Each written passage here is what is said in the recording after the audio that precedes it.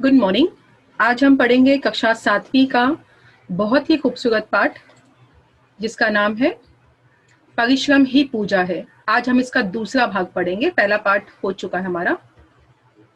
ये देखिए, ये है हमारे आज के पाठ का नाम। आइए पैराग्राफ देखते हैं। एक बार एक विद्यालय का परीक्षा परिणाम घोषित किया जा रहा था। परीक्षा परिणाम का मतलब होता है आपका रिजल्ट को बोला जाता है। एक बालक ने खड़े होकर कहा कि उसका परिणाम घोषित नहीं हुआ।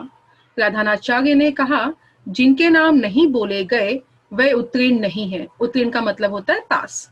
बालक दृढ़तापूर्वक का अर्थ होता है हिम्मत से। तो बालक ने बड़ी हिम्मत से कहा, गुरुदेव ऐसा नहीं हो सकता। प्रधानाचार्य ने जोर देकर कहा, बैठ जाओ, तुम अनुत्तीर्ण हो। अनुत्तीर्ण का अर्थ होता है फेल हो जाना। तो उत्तीर्ण मतलब पास, अनुत्तीर्ण मतलब फेल। ये देखिए, ये विद्यालय है। अब बताया गया है कि इस विद्यालय का बच्चों का परीक्षा का जो रिजल्ट होता है वो अनाउंसमेंट हो रहा था। सभी का अनाउंसमेंट हुआ जो जो बच्चे पास हुए थे, किंतु एक बालक का नहीं हुआ। तो वो बालक बहुत हिम्मत करके खड़ा होता है और अपने जो प्राचार्य होते हैं यानी कि प्रिंसिपल है, प्रिंसिपल से वो कहता है कि भाई मेरा रिजल्ट नहीं निकला। ये हमारे प्रिंसिपल है, ये स्कूल के, ये शिक्षक है और ये हमारा वो विद्यार्थी है। तो विद्यार्थी कहता है अपने प्राचार्य से कि भाई मेरा रिजल्ट आपने तो बताया ही नहीं। तो प्रधानाचार्य ने कहा, जिसका भी रिजल्ट मैंने नहीं बोला इसका मतलब वो बच्चा फेल है। अब ये सुनकर बच्चे को बहुत ही दुख हुआ, लेकिन उससे दृढ़ता पूर्वक यानी हिम्मत से कहा कि ऐसा हो ही नहीं सकता कि मैं फेल हो जाऊं। आगे देखिए, विद्यार्थी फिर भी नहीं बैठा तो प्रधानाचार्य ने उस पर 5 रुपए का जुर्माना लगा दिया। जुर्माना का मतलब होता है दंड लगाना यानी कि फाइन। विद्यार्थी ने पुनः निवेदन किया। पुनः का अर्थ होता है दोबारा, निवेदन मतलब रिक्वेस्ट करना। तो जुर्माना 10 रुपए कर दिया गया। यानी जब स्टूडेंट नहीं माना, वो खड़ा ही रहा, उसने कहा कि नहीं, ये हो ही नहीं सकता कि मैं फेल हो जाऊं। तो ये बच्चे को जिद पर देखकर प्रधानाचार्य ने पहले उस पे 5 रुपए का जुर्माना लगाया और उसके बाद 10 रुपए का उस पे दंड लगा दिया गया। विद्यार्थी फिर भी नहीं बैठा। कक्षाध्यापक ने भी कहा। कक्षाध्यापक का अर्थ होता है स्कूल टीचर, यानी कि क्लास का जो क्लास टीचर होते हैं उनको बोलते हैं, यानी कि ये वाले इंसान। सर, बालक ठीक कहता है, यह अनुत्तीर्ण हो ही नहीं सकता। यह पढ़ाई में कठिन परिश्रम करता है। तो जैसे बेटा आप देख रहे हो ये वाले चित्र में आज के मैंने जमाने के बच्चे बताए हैं कि जरा भी अगर स्कूल में कुछ भी हो जाए तो बच्चे हंगामा मचाना शुरू कर देते हैं। लेकिन ये बच्चे ने जरा भी हंगामा नहीं मचाया। उसने सिर्फ बड़े ही प्यार से और हिम्मत से सिर्फ प्रधानाचार्य से और अपने वर्ग शिक्षक से कहा कि मैं अनुत्तीर्ण नहीं हो सकता क्योंकि मैं बहुत मेहनत करता हूँ। कक्षाध्यापक ने भी प्रधानाचार्य से कहा कि ये बच्चा पास ही होगा, ये फेल नहीं हो सकता क्योंकि ये बहुत मेहनती है, बहुत ज्यादा ये हार्डवर्क करता है। अगला, इतने में विद्यालय का बाबू दौड़ा दौड़ा आया। बाबू का अर्थ होता है प्यून। क्षमा मांगते हुए बोला, सर, टाइप होने में एक नाम छूट गया था। वह नाम उसी परिश्रमी छात्र का था और उसके अंक भी सर्वाधिक थे। सर्वाधिक का मतलब होता है सबसे ज्यादा। वह बालक और कोई नहीं, राजेंद्र प्रसाद जी थे। वही राजेंद्र प्रसाद जिन्होंने स्वतंत्रता आंदोलन में बढ़ चढ़कर हिस्सा लिया, आगे चलकर भारत के प्रथम राष्ट्रपति चुने गए। ये देखिए, बाबू दौड़ा दौड़ा आया और उसने प्रधानाचार्य और कक्षा के जो क्लास टीचर थे दोनों से कहा कि भाई टाइप होने में एक बच्चे का नाम छूट गया, हमारी तरफ से ही गलती हुई है। ये जो बच्चा खड़े होकर कह रहा है कि ये फेल नहीं हो सकता, ये बात बिल्कुल सही है क्योंकि वो बहुत मेहनती है और सबसे ज्यादा अंक कक्षा में इसी ने लाया है। अब देखिए, ये बच्चा कोई और नहीं तो कौन थे, हमारे स्वतंत्र भारत के प्रथम राष्ट्रपति डॉक्टर राजेंद्र प्रसाद जी ही थे।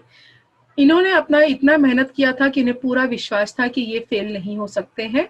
साथ ही साथ ये भी बताया गया है कि आगे चलकर इन्होंने स्वतंत्रता आंदोलन में यानी कि देश को आजाद कराने के आंदोलन में बढ़ चढ़कर हिस्सा लिया था और जैसे ही देश आजाद हुआ, इनके कार्यों को देखकर, इनकी निष्ठा को देखकर इन्हें भारत का प्रथम राष्ट्रपति यानी कि प्रेसिडेंट चुना गया था। तो इस तरह यहाँ पे हमें ये सीख मिलती है डॉक्टर राजेंद्र प्रसाद जी की कहानी के द्वारा कि अगर इंसान सच में मेहनत करता है तो उसे कोई भी हरा नहीं सकता। राजेंद्र प्रसाद जी को पूरा विश्वास था कि उन्होंने इतनी मेहनत की है कि वो परीक्षा में फेल हो ही नहीं सकते हैं, और न जीवन में। इसीलिए आगे चलकर अपने जीवन में वो राष्ट्रपति बनते हैं। तो हमें यहाँ ये सीख मिलती है कि हमें भी इनकी तरह मेहनत करनी चाहिए, कभी हार नहीं मानना चाहिए, और जो हमारी मंजिल है एक ना एक दिन हमें जरूर मिल जाएगी। आइए अब दूसरे एक इंसान की कहानी सुनते हैं।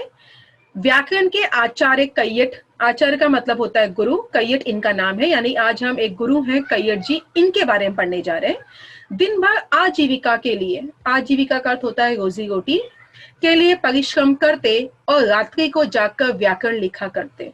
तो ये बहुत ही मेहनती थे कैयट जी।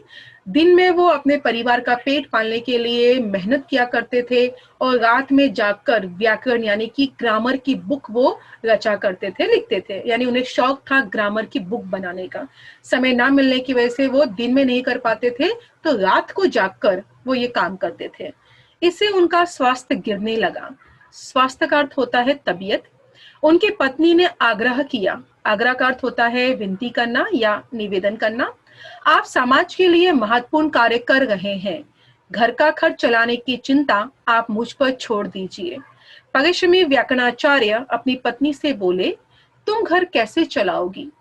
ये देखिए, तो हमारे जो कैयट जी थे क्या करते थे, दिन में ऐसा कोई छोटा मोटा काम कर लेते थे, या खेती का या कोई और काम, जिससे उनके घर का रोजी रोटी चल सके।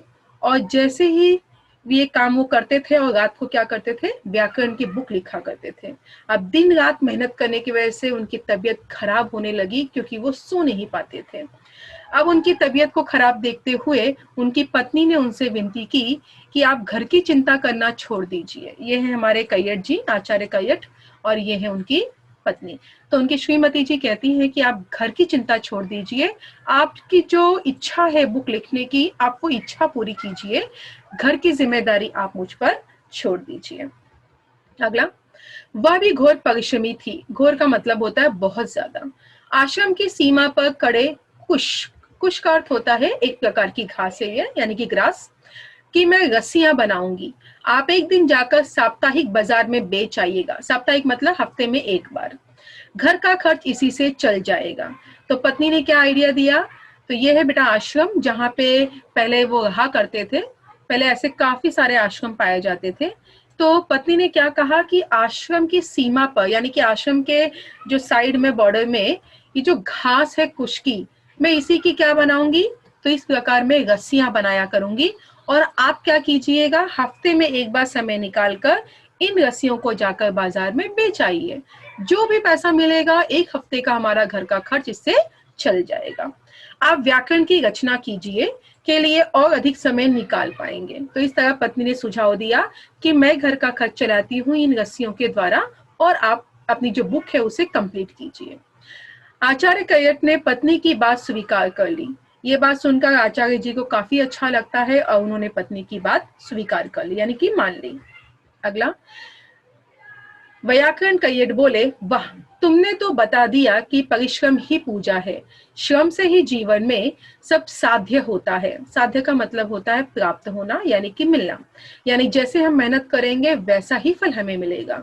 अब तो शीघ्र ही सफलता मिलेगी। शीघ्र का मतलब होता है जल्दी।